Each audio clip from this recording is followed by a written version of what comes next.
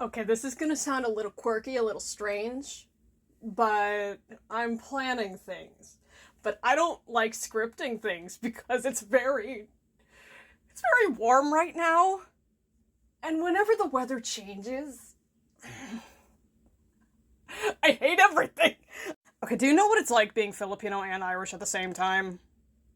Having island genes and having genes that crave cloudy days. Sorry for screaming again.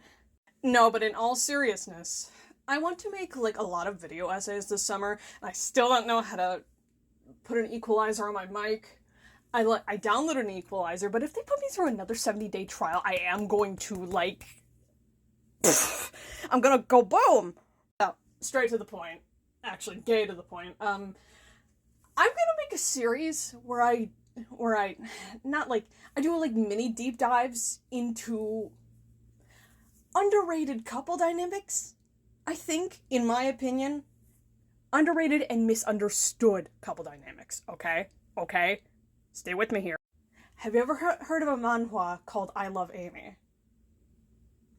Now listen. That one isn't misunderstood by the fans, but like I would like to like explain to new audiences why they should see my point of view.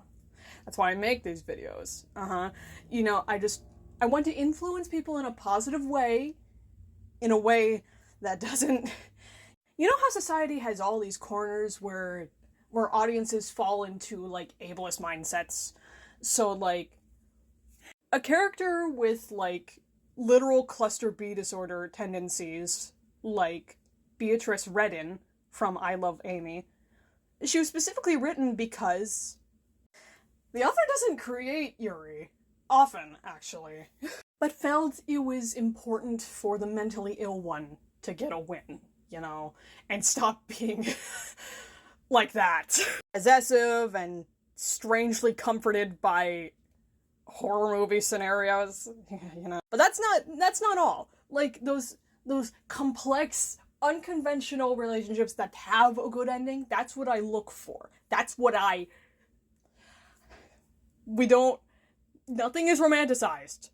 But there are people who take comfort in the people who in like morally gray areas, like as someone with OCD who experiences strange intrusive thoughts, it's just like it's comforting to see, you know.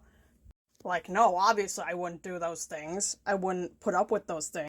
But it's like all this to say, y'all are shitting on Squid Bob too much. If you can't handle Squid Bob, then you wouldn't handle an entire episode of Wander Over Yonder. Like, yes, like, Squid Bob is a bit more serious, and I don't like how they write Squidward in some of the episodes, but, like, in the original season, Squidward likes his company. I can delve more into this later, because Squid Bob is for the real ones, you know? Athena P. Athena P.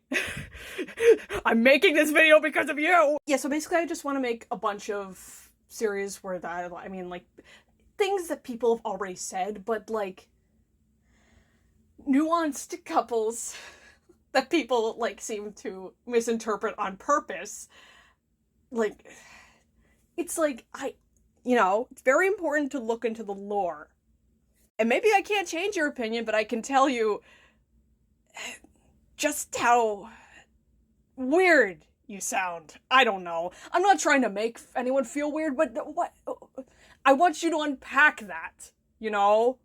That's it, like I said, if I create some, like, script guidelines, I talk right out of my brain. But, like, usually my brain says some correct stuff when it's medicated. Basically, I want to delve into what people see as, oh, what, this isn't canon, this isn't canon. Queer people already have to look for crumbs. Get off our ass! Like, I want to dive into nuanced couples so you can see why I'm like this, and maybe I can convince you too. Because that's the audience I'm looking for, alright?